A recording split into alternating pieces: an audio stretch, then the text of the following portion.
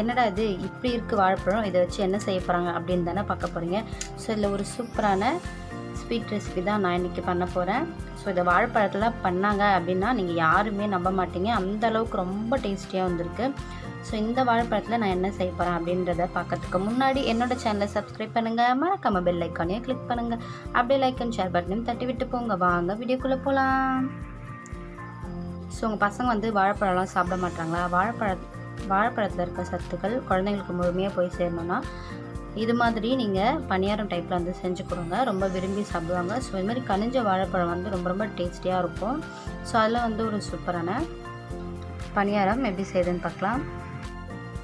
இது மாதிரி நல்லா கனிஞ்ச வாழைப்பழத்தை வந்து தயவுசெய்து தூக்கி போட்டுறாதீங்க. அடிக்கிற வெயிலுக்கு மேலே தோல் மட்டும் தான் இது மாதிரி கருப்பாக இருக்கும். ஸோ உள்ளே வந்து பார்த்திங்கன்னா பழம் வந்து நல்லா டேஸ்ட்டாக இருக்கும். நம்ம வாங்கினதை விட இது மாதிரி இருக்கும்போது ரொம்ப ரொம்ப ஸ்வீட்டாகவும் இருக்கும். ஸோ இதை வச்சு ஒரு சூப்பரான வாழைப்பழ ஸ்வீட் பணியாரம் எப்படி செய்யுதுன்னு பார்க்கலாம். ஸோ ஃபஸ்ட்டு இதை தோலை உரிச்சிட்டு சின்ன சின்னதாக கட் பண்ணி ஜாருக்குள்ளே சேர்த்துக்கலாம். ஸோ பார்த்தீங்களா, நான் சொன்ன மாதிரி தான் வாழைப்பழத்தோல் வந்து எவ்வளோ கருப்பாக இருந்தாலும் உள்ளே வந்து பழம் நம்மளுக்கு எவ்வளோ சூப்பராக இருக்குது பாருங்கள். ஸோ இப்போ வந்து உங்களுக்கு தேவையான அளவு நீங்கள் வாழைப்பழம் எடுத்துக்கோங்க.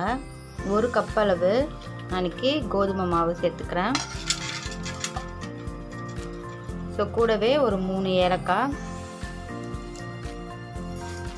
நாட்டு சர்க்கரை 1/2 கப்பு. ஸோ உங்களுக்கு வேணும்னா நீங்கள் வெல்லம் கூட கரைச்சி இதை வந்து சேர்த்துக்கலாம். ஸோ இதில் வந்து கொஞ்சமாக தண்ணி விட்டு அரைச்சி எடுத்துக்கோங்க, ரொம்ப தண்ணி சேர்க்க தேவையில்ல. ஸோ அரைச்சாச்சு. இப்போ ஒரு பவுலுக்கு வந்து ட்ரான்ஸ்ஃபர் பண்ணிக்கோங்க.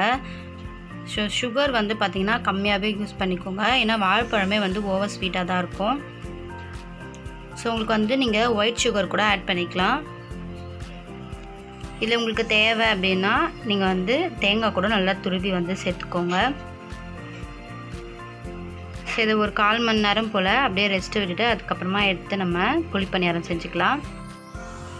ஸோ 15 மினிட்ஸ் ஆயாச்சு. ஸோ இந்த கன்சிஸ்டன்சியில் தான் இருக்கணும் மாவு வந்து, ரொம்பவும் கெட்டியாக இருக்கக்கூடாது, ரொம்பவும் தண்ணியாக இருக்கக்கூடாது.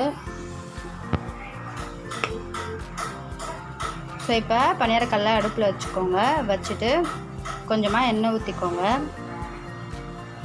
ஸோ கல் வந்து நல்லா ஹீட் ஆகிடுச்சு. இப்போ வந்து மாவு ஊற்றிக்கலாம்.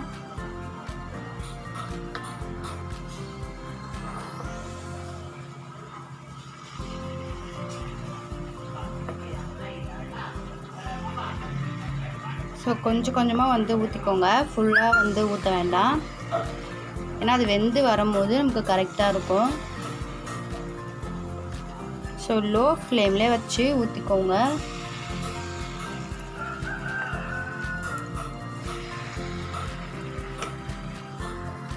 ஸோ இப்போ இதை ஒரு மூடி போட்டு மூடி வச்சுக்கோங்க. ஸோ ஓப்பன் பண்ணி பார்த்தோன்னே இப்படி சுற்றி நல்லா செவந்து வந்திருக்கும். இந்த ஸ்டேஜில் வந்து நம்ம ஒரு கம்பி அப்படிலாம் ஒரு ஃபோர்க் வச்சு நம்ம திருப்பி விட்டுக்கலாம்.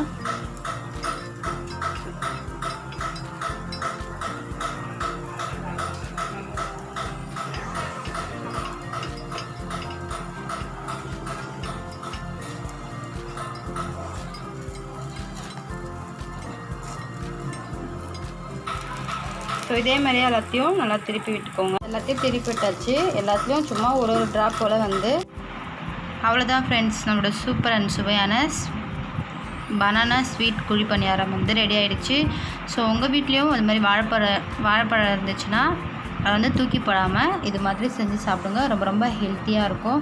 ஓகே ஃப்ரெண்ட்ஸ், இந்த வீடியோ உங்களுக்கு பிடிச்சிருக்கும்னு நினைக்கிறேன். அப்படி பிடிச்சிருந்தா என்னோடய வீடியோவை லைக் பண்ணுங்கள், ஷேர் பண்ணுங்கள், சப்ஸ்கிரைப் பண்ணுங்கள், மறக்காமல் பெல் ஐக்கானே கிளிக் பண்ணுங்கள், அப்படியே லைக் அண்ட் ஷேர் பட்டனையும் தட்டி விட்டு போங்க. தேங்க்ஸ் ஃபார் வாட்சிங். பாய் பாய்.